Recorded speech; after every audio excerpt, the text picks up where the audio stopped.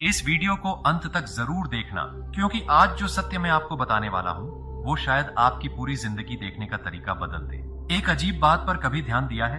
दुनिया के सबसे शक्तिशाली लोग अक्सर सबसे कम बोलते हैं, और जो सबसे ज्यादा बोलते हैं वे अक्सर अपने भीतर सबसे ज्यादा बेचैन होते हैं। ऐसा क्यों है?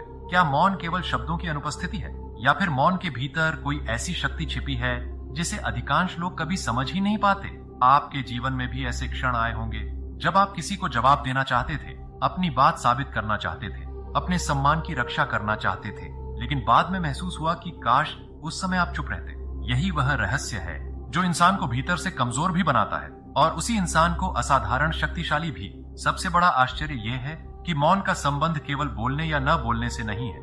मौन का संबंध आपकी ऊर्जा से है, आपके मन से है, आपकी चेतना से है। आज विज्ञान भी स्वीकार करता है कि मनुष्य का दिमाग लगातार शोर से थक जाता है, लेकिन हजारों वर्ष पहले ऋषि मुनियों ने समझ लिया था कि जब बाहर का शोर कम होता है तब भीतर की शक्ति जागना शुरू होती है। फिर भी अधिकांश लोग मौन से डरते हैं। जैसे ही अकेले होते हैं, मोबाइल उठा लेते हैं, कोई संगीत चला लेते हैं, किसी से बात करने लगते हैं। क्यों? आखिर इंसान अपने ही साथ कुछ मिनट चुप क्यों नहीं रह पाता? क्या मौन में ऐसा कुछ है जिससे हमारा मन बचना चाहता है? और यदि मौन इतना शक्तिशाली है तो दुनिया इसके बारे में खुलकर बात क्यों नहीं करती? इस वीडियो के अंत तक आप केवल मौन का अर्थ ही नहीं समझेंगे, बल्कि यह भी जानेंगे कि कैसे मौन आपकी मानसिक शक्ति, आपके आत्मविश्वास, आपकी निर्णय क्षमता और आपकी आध्यात्मिक जागृति का सबसे बड़ा द्वार बन सकता है। लेकिन उस रहस्य तक पहुंचने से पहले हमें समझना होगा कि इंसान मौन से भागता क्यों है। जय श्री कृष्ण दोस्तों, मैं हूं विनय और आज हम बात करेंगे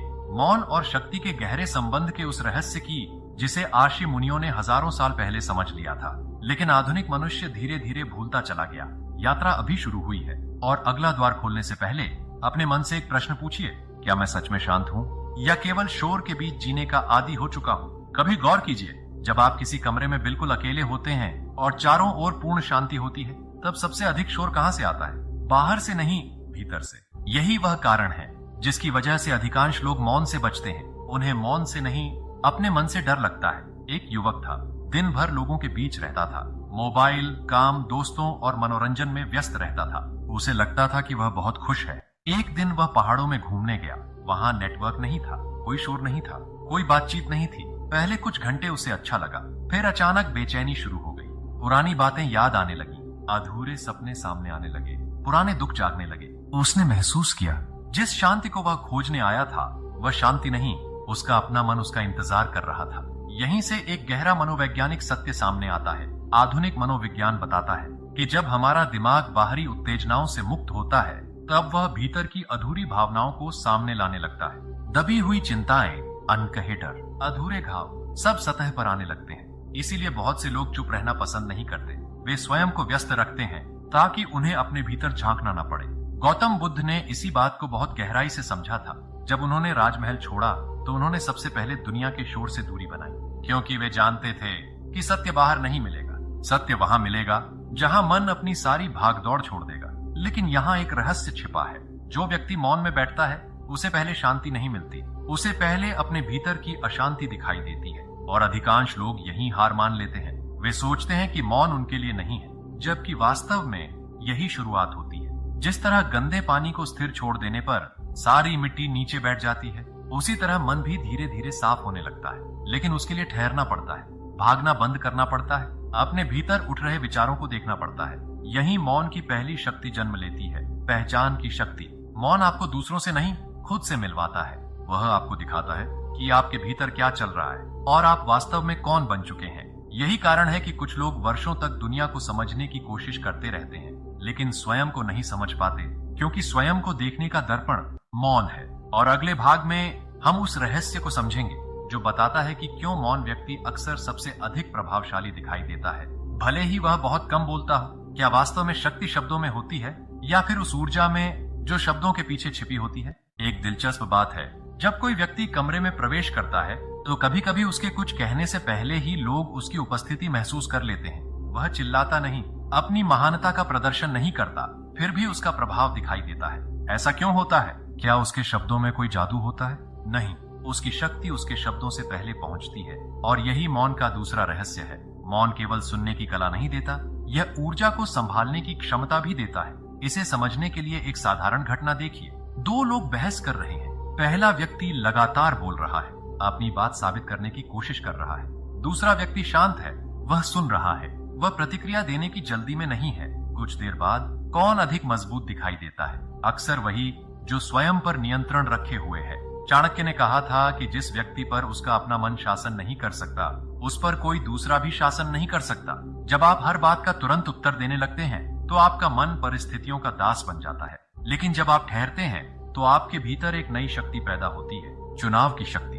अब आप प्रतिक्रिया नहीं देते, आप निर्णय लेते हैं। आधुनिक न्यूरोसाइंस भी इसी दिशा की ओर संकेत करता है। जब कोई व्यक्ति भावनात्मक रूप से उत्तेजित होता है तो दिमाग का वह हिस्सा सक्रिय हो जाता है जो तत्काल प्रतिक्रिया देना चाहता है। क्रोध हो, अपमान हो या भय, मन तुरंत कुछ करना चाहता है, लेकिन कुछ क्षणों का मौन दिमाग को संतुलित होने का अवसर देता है। यही कारण है कि कई सफल नेता, महान शिक्षक और गहरे विचारक उत्तर देने से पहले रुकते हैं। वे शब्दों को नहीं, शब्दों के परिणामों को देखते हैं। एक वृद्ध संत के पास एक युवक आया। उसने क्रोध में आकर संत को अपशब्द कहे। संत शांत बैठे रहे। युवक और उत्तेजित हो गया। आखिर उसने पूछा, क्या आपको गुस्सा नहीं आता? संत मुस्कुराए। उन्होंने कहा, यदि कोई व्यक्ति तुम्हें कोई वस्तु दे और तुम उसे स्वीकार न करो तो वह वस्तु किसके पास रहती है? युवक बोला, देने वाले के पास। संत ने कहा, मैंने तुम्हारा क्रोध स्वीकार नहीं किया। युवक स्तब्ध रह गया। उस दिन उसने पहली बार समझा कि मौन कमजोरी नहीं था, वह आत्मबल था। स्वामी विवेकानंद भी बार बार आत्मनियंत्रण को शक्ति का स्रोत बताते थे, क्योंकि जो व्यक्ति स्वयं को संभाल सकता है उसे दुनिया संभाल नहीं सकती। यहीं से आत्मचिंतन शुरू होता है। कितनी बार आपने केवल इसलिए कुछ कह दिया क्योंकि उस क्षण भावनाएं तेज थीं? कितनी बार कुछ शब्दों ने वर्षों के रिश्ते कमजोर कर दिए? और कितनी बार चुप रहना सबसे बुद्धिमानी भरा उत्तर हो सकता था?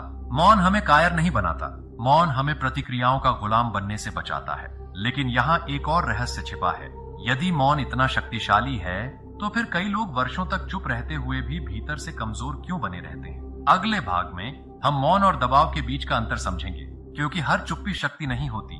कुछ चुप्पियां मन को और भी कमजोर बना देती हैं। एक भ्रम है जिसने हजारों लोगों को मौन का वास्तविक अर्थ समझने से रोक दिया है। लोग सोचते हैं जो व्यक्ति कम बोलता है वह मौन में है, लेकिन यह हमेशा सच नहीं होता। कई लोग बाहर से चुप होते हैं पर भीतर उनका मन लगातार शोर कर रहा होता है। वे बोल नहीं रहे होते लेकिन शिकायत कर रहे होते हैं। वे प्रतिक्रिया नहीं दे रहे होते लेकिन भीतर क्रोध जमा कर रहे होते हैं। वे शांत दिखाई देते हैं लेकिन अंदर भय का तूफान चल रहा होता है। यही मौन और दबाव का अंतर शुरू होता है। एक महिला अपने परिवार में कभी अपनी बात नहीं रखती थी। जब भी उसे दुख होता वह चुप हो जाती। जब भी उसके साथ अन्याय होता वह चुप हो जाती। सालों तक उसने यही किया। लोगों ने उसे शांत स्वभाव का समझा, लेकिन धीरे धीरे उसके भीतर तनाव बढ़ता गया। उसकी नींद प्रभावित होने लगी। वह छोटी छोटी बातों पर टूटने लगी। क्यों? क्योंकि वह मौन में नहीं थी, वह अपने दर्द को दबा रही थी। और दबाव कभी शक्ति नहीं बनता, दबाव केवल बोझ बनता है। मनोविज्ञान बताता है कि जो भावनाएं समझी नहीं जाती वे समाप्त नहीं होती, वे भीतर छिप जाती हैं और फिर किसी अनपेक्षित क्षण में बाहर आ जाती है। कभी क्रोध बनकर, कभी चिंता बनकर, कभी निराशा बनकर। यही कारण है कि सच्चा मौन भागना नहीं है, सच्चा मौन देखना है। जो भीतर चल रहा है उसे ईमानदारी से देखना। उपनिषदों की परंपरा में साधक को अपने मन का साक्षी बनने की शिक्षा दी जाती थी। अर्थात अपने विचारों से लड़ो मत, उन्हें दबाओ मत, उन्हें पकड़ो भी मत, बस उन्हें देखो। जैसे आकाश बादलों को देखता है। बादल आते हैं, कुछ देर ठहरते हैं, फिर चले जाते हैं। आकाश उनसे प्रभावित नहीं होता। ठीक वैसे ही जब आप अपने विचारों को देखने लगते हैं तो धीरे धीरे एक अद्भुत परिवर्तन शुरू होता है। आप समझने लगते हैं कि आप अपने विचार नहीं हैं, आप अपने भय नहीं हैं, आप अपनी असफलताएं नहीं हैं, यह वह है जो इन सबको देख रहा है।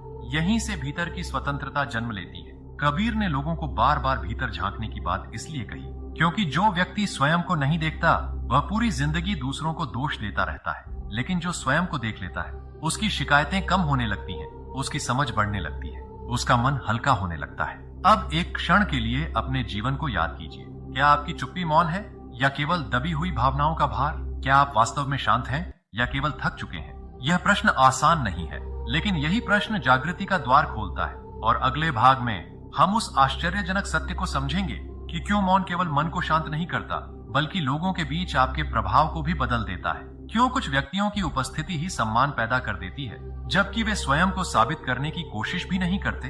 भीड़ में दो प्रकार के लोग दिखाई देते हैं। पहला, जो हर समय स्वयं को साबित करने में लगा रहता है, अपनी उपलब्धियां बताता है, अपनी बुद्धिमानी दिखाता है। हर चर्चा में अंतिम शब्द उसी का होना चाहिए। और दूसरा, जो ध्यान आकर्षित करने की कोशिश नहीं करता, फिर भी लोग उसकी बात सुनना चाहते हैं, उसकी उपस्थिति का सम्मान करते हैं। आखिर ऐसा क्यों होता है? इसका उत्तर मनुष्य के मन के एक गहरे नियम में छिपा है। जिस चीज का प्रदर्शन बार बार करना पड़े, वह अक्सर भीतर पूरी तरह स्थापित नहीं होती। जिसे अपनी ताकत पर भरोसा होता है, उसे हर पल ताकत दिखाने की आवश्यकता नहीं पड़ती। एक पुरानी घटना है। एक राजा अपने राज्य की शक्ति का प्रदर्शन करना पसंद करता था। जहां जाता सैनिक साथ चलते, ढोल बजते, घोषणाएं होती। उसे लगता था कि लोग उसका सम्मान करते हैं। एक दिन उसने एक वृद्ध आर्ष को देखा। आर्ष अकेले बैठे थे, न कोई सेना, न कोई पद, न कोई वैभव, फिर भी दूर दूर से लोग उनके पास आ रहे थे। राजा को आश्चर्य हुआ। उसने पूछा, मेरे पास सब कुछ है, फिर भी मुझे सम्मान पाने के लिए प्रदर्शन करना पड़ता है, और आपके पास कुछ भी नहीं है, फिर भी लोग आपकी ओर खींचे चले आते हैं, क्यों? आर्षि ने उत्तर दिया, जो दीपक स्वयं जल रहा हो, उसे अपनी रोशनी का प्रचार नहीं करना पड़ता। राजा लंबे समय तक मौन खड़ा रहा। यही मौन का एक और रहस्य खुलता है। मौन व्यक्ति अपनी ऊर्जा को बाहर बिखेरता नहीं, वह उसे भीतर संजोता है, और यही संचित ऊर्जा उसके व्यक्तित्व में दिखाई देने लगती है। आधुनिक मनोविज्ञान में एक रोचक तथ्य बताया जाता है। जब कोई व्यक्ति लगातार दूसरों की स्वीकृति खोजता है, तो उसका ध्यान बाहर केंद्रित रहता है, लेकिन जब वह अपने भीतर स्थिर होने लगता है, तो उसकी उपस्थिति अधिक संतुलित और प्रभावशाली महसूस होने लगती है। लोग शब्दों से पहले भावनाओं को महसूस करते हैं। आपने भी अनुभव किया होगा, कुछ लोगों के पास बैठकर मन शांत हो जाता है, और कुछ लोगों के पास बैठते ही बेचैनी बढ़ जाती है, जबकि दोनों ने शायद एक ही बात कही हो। अंतर शब्दों में नहीं होता, अंतर उस ऊर्जा में होता है जो उनके भीतर चल रही होती है। भगवान श्री कृष्ण का जीवन भी इसी सत्य की ओर संकेत करता है। उन्होंने हर परिस्थिति में सबसे अधिक शोर नहीं किया, लेकिन जब उन्होंने बोला, तो उनके शब्दों ने अर्जुन के पूरे दृष्टिकोण को बदल दिया। क्योंकि शक्ति शब्दों की संख्या में नहीं थी, शक्ति उस चेतना में थी जहां से वे शब्द निकल रहे थे। यही एक भावनात्मक प्रश्न जन्म लेता है। क्या हम बोलते इसलिए हैं क्योंकि कुछ महत्वपूर्ण कहना है, या इसीलिए क्योंकि हमें डर है कि कहीं लोग हमें भूल न जाएं? क्या हमारी बातचीत समझ से निकलती है या असुरक्षा से? जब यह प्रश्न भीतर उठता है, तो इंसान स्वयं को नए तरीके से देखने लगता है, और यही परिवर्तन की शुरुआत है। लेकिन यात्रा अभी और गहरी होने वाली है, क्योंकि अगले भाग में हम जानेंगे कि मौन केवल दूसरों पर प्रभाव डालने की शक्ति नहीं देता, ये हमारे अपने मन के छिपे हुए घावों को भी भरना शुरू कर देता है। कैसे? यही रहस्य अगला द्वार खोलेगा। जीवन में कुछ घाव ऐसे होते हैं जो शरीर पर नहीं दिखाई देते, न उनका कोई निशान होता है, न कोई पट्टी उन्हें ढक सकती है, फिर भी वे वर्षों तक मन के भीतर दर्द देते रहते हैं। किसी का विश्वास टूट गया, किसी को अपमान मिला, किसी ने अपना प्रिय व्यक्ति खो दिया, किसी के सपने अधूरे रह गए, समय बीत गया, लेकिन भीतर कुछ अब भी भारी है। अधिकांश लोग ऐसे दर्द से बचने की कोशिश करते हैं। वे स्वयं को व्यस्त कर लेते हैं, काम में डूब जाते हैं, मनोरंजन में खो जाते हैं, नए लोगों से घिर जाते हैं। लेकिन एक विचित्र बात होती है, दर्द कहीं जाता नहीं, वह केवल कुछ समय के लिए छिप जाता है। फिर किसी रात, किसी याद के साथ, किसी गीत के साथ, या किसी अकेले क्षण में वह फिर सामने आ जाता है। यही मौन एक औषधि की तरह काम करना शुरू करता है, न इसलिए कि वह दर्द मिटा देता है, बल्कि इसलिए कि वह हमें दर्द को समझने का अवसर देता है। एक वृद्ध व्यक्ति रोज नदी किनारे बैठता था, घंटों तक। लोगों को लगता था कि वह कुछ नहीं कर रहा, लेकिन उसके भीतर एक गहरी प्रक्रिया चल रही थी। उसने अपने जीवन में बहुत कुछ खोया था। पहले वह हर नुकसान से लड़ता था, हर घटना को बदलना चाहता था। फिर धीरे धीरे उसने बैठना सीखा, देखना सीखा, स्वीकार करना सीखा। वर्षों बाद किसी ने उससे पूछा, तुम इतने शांत कैसे हो गए? उसने उत्तर दिया, मैंने अपने दुखों को हराने की कोशिश बंद कर दी, मैंने उन्हें समझना शुरू कर दिया। यही बात आधुनिक मनोविज्ञान भी बताता है। जब हम किसी भावना को लगातार दबाते हैं, तो वह और मजबूत हो जाती है, लेकिन जब हम उसे जागरूकता के साथ देखते हैं, तो उसका प्रभाव धीरे धीरे कम होने लगता है। इसे भावनात्मक प्रसंस्करण कहा जाता है। संत इसे अलग शब्दों में समझाते थे। वे कहते थे, जिस पीड़ा को तुम स्वीकार कर लेते हो, वह तुम्हें तोड़ती नहीं, तुम्हें परिपक्व बनाती है। मौन का अर्थ केवल शांत बैठना नहीं है। मौन का अर्थ है अपने भीतर के अंधेरे कमरों में प्रवेश करना, उन दरवाजों को खोलना जिन्हें वर्षों से बंद रखा गया था। और जब ये होता है, तो एक अद्भुत परिवर्तन शुरू होता है। जो व्यक्ति पहले हर छोटी बात पर आहत हो जाता था, वह धीरे धीरे मजबूत होने लगता है। जो व्यक्ति पहले दूसरों से मान्यता मांगता था, वह स्वयं को स्वीकार करने लगता है। जो व्यक्ति पहले अपने अतीत से भागता था, वह उससे सीखने लगता है। यही आंतरिक उपचार है, और इसकी शुरुआत शोर से नहीं, मौन से होती है। गौतम बुद्ध ने कहा नहीं, बल्कि अपने जीवन से दिखाया कि दुख से मुक्ति भागने में नहीं है, दुख को समझने में है। जब समझ आ जाती है, तो दुख का स्वरूप बदलने लगता है। अब एक क्षण के लिए अपने जीवन को देखिए। क्या कोई ऐसा दर्द है जिससे आप वर्षों से बच रहे हैं? क्या कोई ऐसी स्मृति है जिसे आप भूलना चाहते हैं लेकिन वह बार बार लौट आती है? संभव है उसे भुलाने की नहीं, उसे समझने की आवश्यकता हो। और यहीं से यात्रा एक नए मोड़ पर पहुंचती है, क्योंकि अगले भाग में हम उस संघर्ष को समझेंगे जो हर व्यक्ति के भीतर चलता है। एक तरफ मौन की पुकार और दूसरी तरफ अहंकार की आवाज। इन दोनों की लड़ाई में मनुष्य का पूरा जीवन आकार लेता है। मनुष्य के भीतर एक अदृश्य युद्ध चलता रहता है। ये युद्ध किसी मैदान में नहीं होता, न इसमें तलवारें होती हैं, न सेनाएं। फिर भी यही युद्ध तय करता है कि इंसान भीतर से मुक्त होगा या जीवन भर बेचैन रहेगा। एक ओर मौन है, दूसरी ओर अहंकार। और सबसे आश्चर्यजनक बात यह है कि अहंकार हमेशा ऊंची आवाज में बोलता है। वह कहता है, उसे जवाब दो, उसे दिखा दो कि तुम कौन हो, अपनी श्रेष्ठता साबित करो, हार मत मानो। लेकिन मौन की आवाज अलग होती है। वह चिल्लाता नहीं, वह फुसफुसाता है। वह पूछता है, क्या यह लड़ाई वास्तव में जरूरी है? क्या यह प्रतिक्रिया तुम्हें शांति देगी? क्या तुम सचमुच अपमानित हुए हो या केवल तुम्हारा अहंकार आहत हुआ है? यही सबसे बड़ा संघर्ष शुरू होता है। एक व्यापारी था, उसने वर्षों की मेहनत से अपना सम्मान कमाया था। एक दिन सार्वजनिक रूप से किसी ने उसकी आलोचना कर दी। उसका चेहरा लाल हो गया, मन बदला लेने के लिए बेचैन हो उठा। उस रात वह सो नहीं पाया। उसके भीतर बार बार वही घटना घूमती रही। लेकिन अगले दिन उसने एक निर्णय लिया। उसने प्रतिक्रिया नहीं दी। उसने स्वयं से पूछा, क्या मेरा क्रोध इस घटना को बदल देगा? कुछ सप्ताह बाद उसे एहसास हुआ कि जिस अपमान ने उसे तोड़ देने की शक्ति रखी थी, वह केवल इसलिए समाप्त हो गया क्योंकि उसने उसे अपने भीतर घर नहीं बनाने दिया। यही अहंकार की चाल समझ में आती है। अहंकार हमेशा ऊर्जा मांगता है। वह चाहता है कि आप हर टिप्पणी पर प्रतिक्रिया दें, हर आलोचना को व्यक्तिगत बना लें, हर असहमति को युद्ध समझ लें। और जितना अधिक आप ऐसा करते हैं, उतनी ही आपकी मानसिक शक्ति खर्च होती जाती है। चाणक्य ने एक गहरी बात समझी थी।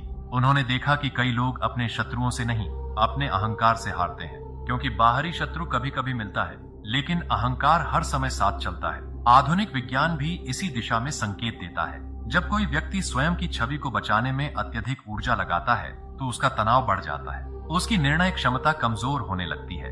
वह वास्तविकता को नहीं, अपनी धारणाओं को बचाने लगता है। यहीं से भ्रम पैदा होता है, और भ्रम हमेशा पीड़ा को जन्म देता है। अब एक दृश्य की कल्पना मत कीजिए, बल्कि अपने जीवन को याद कीजिए। कितनी बार आपने किसी बात को केवल इसलिए दिल पर ले लिया क्योंकि वह आपके बारे में थी? कितनी बार किसी की एक टिप्पणी ने आपका पूरा दिन खराब कर दिया? कितनी बार आपने मन ही मन बहस जारी रखी, जबकि सामने वाला व्यक्ति उसे कब का भूल चुका था? यही वह कैद है जिसे मौन तोड़ना शुरू करता है। मौन आपको यह देखने की क्षमता देता है कि हर विचार सत्य नहीं होता, हर भावना अंतिम नहीं होती, और हर प्रतिक्रिया आवश्यक नहीं होती। स्वामी विवेकानंद कहा करते थे कि जो व्यक्ति स्वयं पर विजय पा लेता है, उसके लिए बाहरी विजय बहुत छोटी हो जाती है। लेकिन स्वयं पर विजय का मार्ग आसान नहीं है, क्योंकि अगले चरण में मौन आपसे कुछ और भी छीन लेता है। वह आपकी झूठी पहचान को तोड़ना शुरू करता है, और यही वह क्षण होता है जहां अधिकांश लोग पीछे लौट जाना चाहते हैं। अगले भाग में हम उस जागरण को समझेंगे जब इंसान पहली बार महसूस करता है कि वह वही नहीं है जो वह अब तक स्वयं को समझता आया था। जीवन का सबसे बड़ा आश्चर्य यह नहीं है कि हम दुनिया को नहीं जानते। सबसे बड़ा आश्चर्य यह है कि हम स्वयं को भी पूरी तरह नहीं जानते। हम अपने नाम को जानते हैं, अपने काम को जानते हैं, अपनी पहचान को जानते हैं, लेकिन क्या हम सच में जानते हैं कि हम कौन हैं? यही वह प्रश्न है जहां मौन एक साधारण अभ्यास नहीं रह जाता, वह एक द्वार बन जाता है, जागरण का द्वार। एक अभिनेता मंच पर अलग अलग भूमिकाएं निभाता है। कभी राजा बनता है, कभी भिखारी, कभी योद्धा, कभी साधु। लेकिन नाटक समाप्त होने के बाद वह जानता है कि वह उन भूमिकाओं में से कोई नहीं है, वह उनसे कहीं अधिक है। ठीक यही बात हमारे जीवन में भी घटती है। हम स्वयं को अपने पद से जोड़ लेते हैं, अपने धन से जोड़ लेते हैं, अपने रिश्तों से जोड़ लेते हैं, अपनी सफलताओं और असफलताओं से जोड़ लेते हैं, और धीरे धीरे भूल जाते हैं कि ये सब हमारी भूमिकाएं हैं, हमारा वास्तविक स्वरूप नहीं। मौन इस भूल को उजागर करना शुरू करता है। जब आप कुछ समय के लिए बाहरी पहचान से दूर बैठते हैं, तो भीतर एक अजीब अनुभव जन्म लेता है। आप देखने लगते हैं कि विचार बदलते रहते हैं, भावनाएं बदलती रहती हैं, परिस्थितियां बदलती रहती हैं, लेकिन एक चीज है जो हमेशा बनी रहती है, एक साक्षी, एक देखने वाला, एक मौन उपस्थिति। ऋषि मुनियों ने अपनी पूरी साधना इसी खोज के लिए समर्पित की थी। वे दुनिया से भाग नहीं रहे थे, वे अपने वास्तविक स्वरूप को पहचानने की यात्रा पर थे। यही कारण है कि उनके भीतर ऐसी स्थिरता दिखाई देती थी जिसे बाहरी परिस्थितियां हिला नहीं पाती थी। एक बार एक साधक अपने गुरु के पास पहुंचा। उसने कहा, मैं वर्षों से शांति खोज रहा हूँ। गुरु ने पूछा, जो खोज रहा है उसे पहले पहचानो। साधक चुप हो गया, क्योंकि उसने पहली बार महसूस किया कि वह हमेशा बाहर खोजता रहा, लेकिन खोजने वाले को कभी नहीं देखा। यहीं जागरण की पहली किरण प्रकट होती है, जब इंसान समझने लगता है कि उसका वास्तविक अस्तित्व उसकी कहानियों से बड़ा है, उसकी उपलब्धियों से बड़ा है, उसके भय से बड़ा है, उसकी स्मृतियों से भी बड़ा है। आधुनिक मनोविज्ञान में भी एक विचार है कि मनुष्य अक्सर अपनी बनाई हुई पहचान से इतना जुड़ जाता है कि वह उसके बिना स्वयं को अधूरा महसूस करने लगता है। लेकिन जब यह पकड़ ढीली होने लगती है तो भीतर स्वतंत्रता का अनुभव बढ़ने लगता है। यही स्वतंत्रता मौन का उपहार है। अब आपको हर समय कुछ बनने की आवश्यकता नहीं रहती, कुछ साबित करने की आवश्यकता नहीं रहती, कुछ दिखाने की आवश्यकता नहीं रहती, क्योंकि पहली बार आप अपने होने का अनुभव करने लगते हैं। लेकिन यह जागरण अंतिम नहीं है, ये तो केवल शुरुआत है, क्योंकि अगले चरण में मौन आपके जीवन को देखने का पूरा तरीका बदल देता है। आप वही व्यक्ति रहते हैं, लेकिन आपकी दृष्टि बदल जाती है, और जब दृष्टि बदलती है तो संसार भी बदलता हुआ दिखाई देने लगता है। अगले भाग में हम उस परिवर्तन को समझेंगे जहां मौन केवल भीतर नहीं, आपके पूरे जीवन में शक्ति का स्रोत बन जाता है। एक समय ऐसा आता है जब मौन केवल ध्यान का विषय नहीं रहता, वह आपके देखने का तरीका बन जाता है, और यहीं से वास्तविक परिवर्तन शुरू होता है। बाहरी दुनिया वही रहती है, लोग वही रहते हैं, परिस्थितियां भी लगभग वैसी ही रहती हैं, लेकिन जो बदल जाता है वह है आपका दृष्टिकोण। और जब दृष्टिकोण बदलता है तो जीवन का अनुभव भी बदल जाता है। पहले जिस आलोचना से आप टूट जाते थे, अब उससे सीखने लगते हैं। पहले जिस असफलता को अंत समझते थे, अब उसे एक संदेश की तरह देखने लगते हैं। पहले जो व्यक्ति आपका शत्रु लगता था, अब उसके व्यवहार के पीछे छिपे दर्द को भी महसूस करने लगते हैं। यही मौन आपको प्रतिक्रिया से समझ की ओर ले जाता है। एक किसान था, हर वर्ष मौसम उसके खेतों को अलग अलग रूप देता था। कभी वर्षा अधिक होती, कभी सूखा पड़ जाता। शुरुआत में वह हर विपरीत परिस्थिति पर क्रोधित हो जाता था, लेकिन उम्र के साथ उसमें एक परिवर्तन आया। उसने प्रकृति को स्वीकार करना सीख लिया। वह परिस्थितियों से लड़ना छोड़कर उनके साथ चलना सीख गया। लोगों ने पूछा, क्या अब तुम्हें कठिनाइयों से दुख नहीं होता? वह मुस्कुराया और बोला, दुख होता है, लेकिन अब मैं दुख के साथ युद्ध नहीं करता। यही मौन की परिपक्वता है। यह जीवन से समस्याएं नहीं हटाता, यह आपको समस्याओं के बीच स्थिर रहना सिखाता है। भगवान श्री कृष्ण का जीवन इसी समझ का उदाहरण है। उनके सामने भी संघर्ष थे, युद्ध था, विरोध था, वियोग था, लेकिन उनके भीतर एक ऐसी स्थिरता थी जो परिस्थितियों के अनुसार टूटती और बनती नहीं थी। यही आंतरिक शक्ति है। आज न्यूरोसाइंस बताता है कि जो लोग नियमित रूप से शांत चिंतन और जागरूकता का अभ्यास करते हैं, उनका मस्तिष्क तनावपूर्ण परिस्थितियों में अधिक संतुलित प्रतिक्रिया देता है। वे भय से कम संचालित होते हैं, वे अधिक स्पष्ट निर्णय ले पाते हैं। यानी मौन केवल आध्यात्मिक अनुभव नहीं है, यह व्यवहारिक शक्ति भी है। धीरे धीरे एक और बदलाव आता है। आप तुलना कम करने लगते हैं। दूसरों की उपलब्धियां आपको परेशान नहीं करती, दूसरों की राय आपकी दिशा तय नहीं करती। आपका केंद्र बाहर से हटकर भीतर आ जाता है, और यही वह क्षण है जब व्यक्ति पहली बार स्वतंत्रता का स्वाद चखता है। क्योंकि दुनिया का सबसे बड़ा बोझ काम नहीं है, दुनिया का सबसे बड़ा बोझ है लगातार स्वयं की तुलना करते रहना, लगातार स्वयं को साबित करते रहना, लगातार दूसरों की स्वीकृति खोजते रहना। मौन इस बोझ को धीरे धीरे उतार देता है, और फिर जीवन हल्का होने लगता है। लेकिन यात्रा अभी पूरी नहीं हुई, क्योंकि मौन का अंतिम उपहार केवल मानसिक शांति नहीं है, उससे भी बड़ा कुछ है। एक ऐसा विस्तार जहां व्यक्ति स्वयं को केवल एक शरीर या एक कहानी के रूप में नहीं देखता, जहां उसका संबंध पूरे अस्तित्व से जुड़ने लगता है। अगले भाग में हम उसी आध्यात्मिक विस्तार की ओर बढ़ेंगे, जहां मौन शक्ति से आगे बढ़कर चेतना का द्वार बन जाता है। जब नदी समुद्र की ओर बढ़ती है तो रास्ते में उसे अनेक मोड़ मिलते हैं, पत्थर मिलते हैं, बाधाएं मिलती हैं। कभी उसका प्रवाह तेज होता है, कभी धीमा, लेकिन अंततः वह एक विशाल विस्तार में विलीन हो जाती है। मौन की यात्रा भी कुछ ऐसी ही है। शुरुआत में यह केवल मन को समझने का प्रयास लगता है, फिर यह भावनाओं को समझने लगता है, फिर अहंकार की परतें हटने लगती हैं, फिर पहचान की सीमाएं टूटने लगती हैं, और एक समय ऐसा आता है जब व्यक्ति स्वयं को केवल मैं के रूप में नहीं देखता, वह जीवन को एक बड़े दृष्टिकोण से देखने लगता है। एक वृद्ध साधक जंगल में रहता था। किसी ने उससे पूछा, आप अकेले नहीं महसूस करते? उसने आकाश की ओर देखा, पेड़ों को देखा, हवा को महसूस किया, फिर मुस्कुराकर बोला, जो स्वयं से मिल चुका हो वह कभी अकेला नहीं होता। यह उत्तर सुनने में सरल लगता है, लेकिन इसके भीतर गहरा रहस्य छिपा है। अधिकांश लोग अकेलेपन से नहीं डरते, वे स्वयं से मिलने से डरते हैं। इसीलिए वे लगातार किसी न किसी शोर की तलाश में रहते हैं। लेकिन जब मौन गहरा होने लगता है तो एक नई अनुभूति जन्म लेती है। आप केवल अपने विचारों को नहीं देखते, आप जीवन के प्रवाह को भी देखने लगते हैं। पेड़ को देखकर केवल पेड़ नहीं दिखता, आपको धैर्य दिखाई देता है, सूर्योदय को देखकर केवल प्रकाश नहीं दिखता, आपको निरंतरता दिखाई देती है। हवा को महसूस करके केवल ठंडक नहीं मिलती, आपको अदृश्य शक्ति का अनुभव होने लगता है। भारतीय आध्यात्मिक दर्शन सदियों से इसी अनुभव की ओर संकेत करता रहा है।